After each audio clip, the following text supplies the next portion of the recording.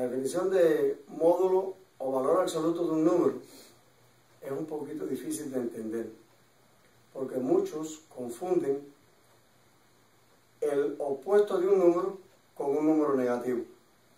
Vean los casos. Si A es un número, por ejemplo 5, menos A es menos 5. Si A es menos 5, pues menos A es igual a 5.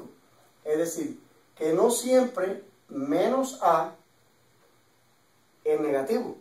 Menos A es negativo si A es positivo. Y menos A es positivo si A es negativo. Entonces, podemos definir valor absoluto de un número A de la siguiente manera. Es A si A es mayor que 0. 0 si A es igual a 0. Y menos A si A es menor que 0. Es decir, en este caso, A es un número negativo. El opuesto de A es un número positivo. Y el valor absoluto es positivo. A es un número positivo. El valor absoluto es A y el valor absoluto de A es un número positivo. Siempre que A sea 0, pues el valor absoluto va a ser igual a 0.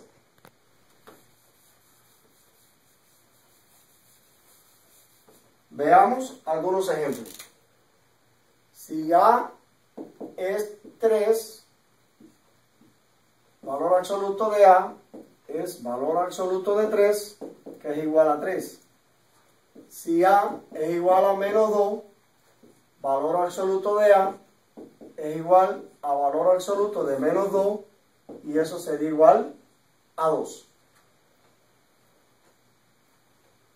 El valor absoluto está muy relacionado con distancia. Por eso que el valor absoluto siempre es un valor positivo. La distancia que hay de 0 al número es a lo que le llamamos valor absoluto. Por ejemplo, no importa de la forma que yo llegue al 2. De 0 a 2 hay una distancia de 2. No importa cómo yo vaya, de 0 a menos 2. La distancia de 0 a menos 2 es 2.